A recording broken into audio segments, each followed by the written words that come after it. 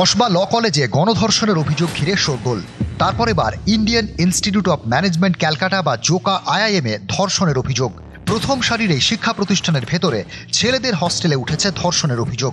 পুলিশের জালে আইআইএম ক্যালকাটার এমবিএ এর সেকেন্ড ইয়ারের ছাত্র পরমানন্দ টোপ্পানোয়ার। অভিযুক্ত কর্ণাটকের বাসিন্দা। জোকায় Indian Institute of Management Calcutta ক্যাম্পাসের ভেতরে লেক ভিউ হস্টেল। এখানে দুটি ব্লকে আলাদাভাবে ছেলে এবং মেয়েদের থাকার ব্যবস্থা। অভিযোগকারী তরুণীর দাবি, সোশ্যাল মিডিয়ায় পরমানন্দ টোপ্পানোয়ারের সঙ্গে পরিচয়। শুক্রবার কাউন্সেলিংয়ের জন্য তাকে হস্টেলে ডাকে অভিযুক্ত। অভিযোগকারী তরুণীর দাবি, শুক্রবার তখন বেলা 11:15। অভিযুক্তের কাউন্সেলিং করতে ক্যাম্পাসে যান তিনি। তাকে হস্টেলে নিয়ে যান অভিযুক্ত। হস্টেলে দুপুরের খাবার এবং জল দেওয়া হয় তরুণীকে।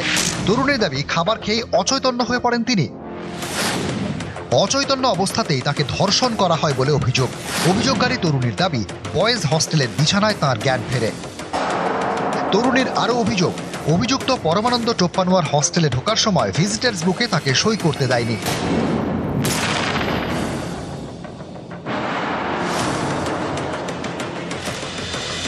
Indian Institute of Management Calcutta দেশের এলিট ক্লাস শিক্ষা প্রতিষ্ঠানগুলির মধ্যে একটি। তৈরি 1961 সালে।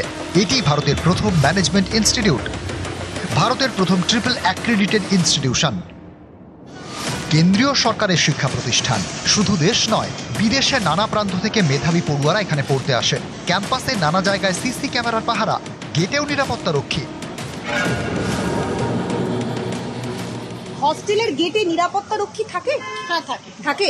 হস্টেলে ঢুকতে গেলে কি নিয়ম পালন করতে হয়?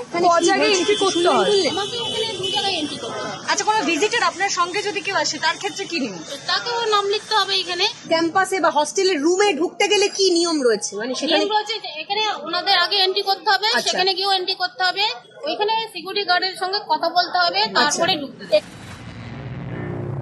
এখানেই অনেকের প্রশ্ন, নিরাপত্তার এমন কড়াকড়ি সত্ত্বেও ভিজিটার্স বুকে সই ছাড়া ওই তরুণীকে কিভাবে বয়েজ হস্টেলে নিয়ে গেল অভিযুক্ত? কোথায় ছিলেন নিরাপত্তা রক্ষীরা? বয়েজ হস্টেলে ধর্ষণের অভিযোগের পরে বিবৃতি দিয়েছে আইআইএম জোকা। তাদের দাবি, কলেজ ক্যাম্পাসকে নিরাপদ রাখতে বদ্ধপরিকর ইনস্টিটিউট। তদন্তে সব রকম সহায়তা করা হবে। নিউজ 18 বাংলা। জোকা আইআইএম এর ধর্ষণের অভিযোগ। আর এই ধর্ষণের অভিযোগের পরেই একাধিক প্রশ্ন উঠে আসছে। বেঙ্গালুরু থেকে আসা পড়ুয়াকে আগেই গ্রেফতার করেছে পুলিশ। এবার তদন্তকারীদের নজরে ধৃতের 3 বন্ধু। রক্ষীদের নজর এড়িয়ে কিভাবে বয়েজ হস্টেলে নিয়ে যাওয়া হলো তরুণীকে, এই প্রশ্ন উঠছে। হস্টেলের সুপার এবং নিরাপত্তা রক্ষীদের প্রশ্ন পুলিশের। দেশের এলিট ক্লাস শিক্ষা প্রতিষ্ঠান জোকা আইআইএম, কেন্দ্রীয় সরকারের অধীনে এই শিক্ষা প্রতিষ্ঠানের বয়েজ হোস্টেলে শুক্রবার ধর্ষণের অভিযোগ। গ্রেফতার করা হয়েছে এমবিএ দ্বিতীয় বর্ষের পড়ুয়া পরমানন্দ টোপ্পানোয়ারকে। যে ঘটনাকে কেন্দ্র করে একাধিক প্রশ্ন উঠছে। তরুণীর দাবি, ক্যাম্পাসে ঢোকার সময় পরমানন্দ তাকে ভিজিটার্স বুকে সই করতে বারণ করেন। এখানেই প্রশ্ন, প্রথম সারির শিক্ষা প্রতিষ্ঠান, এত কড়া নিরাপত্তা, একজন পড়ুয়া কিভাবে বহিরাগত তরুণীকে ভিজিটার্স বুকে সই না করিয়ে হোস্টেলে নিয়ে গেলেন? তখন কোথায় ছিলেন রক্ষীরা? নজরদারি বা কোথায় ছিল? তরুণীর দাবি, তার খাবার এবং পানীয়তে কিছু মেশানো হয়েছিল, যার জন্য তিনি অচৈতন্য হয়ে পড়েন। হোস্টেলের ঘরে গিয়ে নমুনা সংগ্রহ করেছে পুলিশ। সেগুলো ফরেনসিক পরীক্ষার জন্য পাঠানো হচ্ছে। এই ঘটনায় পুলিশের নজরে ধৃতের 3 বন্ধু। তদন্তকারীরা খতিয়ে দেখছেন এর সঙ্গে তাদের কোনো যোগ আছে কিনা, তরুণীকে তারা আগে থেকে চিনতেন কিনা। রহস্যের কিনারা করতে জোকা আইআইএম এর সিসি ক্যামেরার ফুটেজ খতিয়ে দেখছেন তদন্তকারীরা। হোস্টেল সুপার এবং নিরাপত্তা রক্ষীদের বয়ান রেকর্ড করা হয়েছে। এই ঘটনায় জোকা আইআইএম কর্তৃপক্ষের দাবি, তরুণী নিজের নাম লিখে সই করে ক্যাম্পাসে ঢুকেছিলেন। পুলিশ তদন্ত করছে, একজনকে ধরেছে। জানা গিয়েছে, ধর্ষণে অভিযুক্ত পরমানন্দ টোপ্পানোয়ার বেঙ্গালুরুর বাসিন্দা। মেধাবী পরমানন্দ দ্বাদশের পরীক্ষায় 91% নম্বর পেয়েছিলেন। 2023 সালে ক্যাটে 99.73 নম্বর পান। 2024 সালে জোকা আইআইএম এ ভর্তি হয়। আগামী বছর এমবিএ শেষ হওয়ার কথা।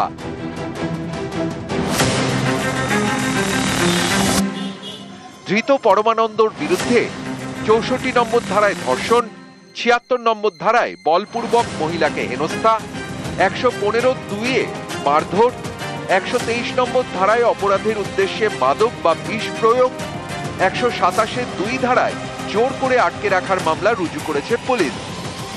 19 জুলাই পর্যন্ত পুলিশ হেফাজতে ধৃত পড়ুয়া। রেস্ট্রিক্টেড জায়গা, সেখানে এন্ট্রি করতে গেলে বিভিন্ন জায়গায় তার নিজের পরিচয়পত্র দিয়ে এবং কার কাছে দেখা করতে যাচ্ছে রেজিস্ট্রি করে তারপরে তাকে এন্ট্রি করা হয়। পুলিশ যে ফরওয়ার্ডিংটা আজকে পাঠিয়েছিল মহামান্য আদালতে, the incident was happen on 11:45 to 20:35 পর্যন্ত। ইনফরমেশন রিসিভ দেখা যাচ্ছে যখন গিয়ে মেয়েটি কমপ্লেন দিচ্ছে তখনও টাইম 8:35 বাজে। ঘটনাটা যেরকম ভাবে অ্যালিগেশনে দিয়েছে আমার মনে হয় ঘটনাটার মধ্যে কোনো ফিসি ব্যাপার আছে। ইনফ্লুয়েন্স ছিল, সেই জন্য মহিলা ওখানে পৌঁছেছিলেন। পুলিশ কাস্টাডি আমার দরকার, ওয়ারিং অ্যাপারেন্সগুলো সিজ করার ব্যাপার আছে একটা। প্লেস অফ অকারেন্সের লোকেশনটা ফিক্স করা, লাভের পর 7 দিনের পুলিশ কাস্টাডি গ্রান্ট করি।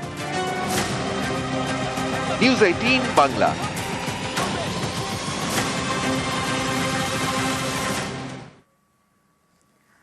আইআইএমে ধর্ষণের অভিযোগে নয়া মোড়, অভিযোগকারীর বাবার বয়ান ঘিরে ধন্দ। মেয়ে গাড়ি থেকে পড়ে আহত বলে দাবি, জোর করে অভিযোগ লিখিয়ে নেওয়ার দাবি। অভিযোগকারীর বাবার বয়ানে বাড়ছে রহস্য। বাড়ি ফেরার পর আপনি কথা বলেছেন? হ্যাঁ, কথা বলেছি। ও বললো না, আমার কেউ টর্চারও করেনি আর আমার সঙ্গে কেউ খারাপ ব্যবহার কিছু করেনি। ধর্ষণের অভিযোগে তো গ্রেফতার হয়েছে। আমি আর জানি না ওটা ঠিক। কি চাইছেন আপনারা? কি চাইছেন? আমরা কি জানি, আমার মেয়েকে ফিরে পেয়েছি, আমার মেয়ে নর্মাল। যার সঙ্গে যে অ্যারেস্ট হয়েছে তার সঙ্গে মেয়ে কি সম্পর্ক আপনি জানতে পেরেছেন? কোনো সম্পর্ক নেই। মেয়ে কি করতে গিয়েছিল কালকে? মেয়ে ও যেখানে স্টাডি করে সেখানে একটা কি কাগজ জমা দিতে গিয়েছিল। তারপরে ছেলের সঙ্গে কিভাবে পরিচয় হলো? তা আমি সেটা এখন বলতে পারছি না। কি মনে হয় মেয়ে কি মানসিকভাবে ভেঙে পড়েছে? না না, সে স্ট্রং। এসে আপনার মেয়ে হরিদেবপুর থানায় কমপ্লেন লেখেন? হরিদেবপুর থানা ওকে কোথা থেকে পেয়েছে আমি জানি না। ওরা বেশিক্ষণ কথাবার্তা আমার সঙ্গে বলে। কমপ্লেন ও বললো আমাকে বলেছে, আমাকে দিয়ে লিখিয়ে নিয়েছি যেগুলো আমার মতে। হ্যাঁ, রাত্রি 9:40 মেয়ে ফোন করেছিল যে ও গাড়ি থেকে পড়ে গিয়ে মানে খুব গুরুতর অসুস্থ হয়ে গেছে। পরে ওর সেন্স চলে যায়। খোঁজাখুঁজির পর ওর লোকেশনে জানতে পারলাম যে পিজিতে ওখানে আছে, এবং গিয়ে ওখানে খোঁজ খবর নিয়ে তারপরে জানতে পারি যে ও হরিদেব থানা ওকে রেস্কিউ করে রেখে দিয়েছে। ওরা একটা অন্য অভিযোগের কথা বলেছে, কিন্তু আমার মেয়ের কাছে আমি যা জানলাম যে এরকম কোনো ঘটনাই ও বলছে ঘটেনি। আমাকে পুলিশ বলছিল আপনি মেডিকেলে গিয়েই বলবেন, আমি সেগুলো কিছু বলিনি। ও বলে ধর্ষণের অভিযোগে ইতিমধ্যে দ্বিতীয় বর্ষের যে পড়ুয়া তাকে গ্রেফতার করেছে পুলিশ। আর ছেলের বিরুদ্ধে অভিযোগ মানতে নারাজ অভিযুক্তর মা।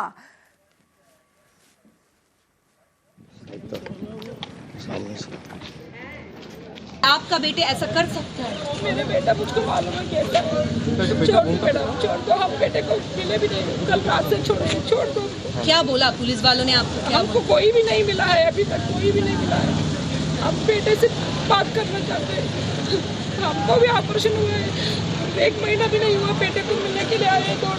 अच्छा, उसका क्या कोई मानसिक समस्या था, संतुलन था उसका? नहीं, वो अच्छा ही मुझको कुछ तो फिर वो काउंसलर को क्यों बताया? उसको काउंसलिंग के लिए घर में वो लड़की को बुलाया? बेटे से बात करूंगी, उसको पूछूंगी, बाद में आपको बताऊंगी।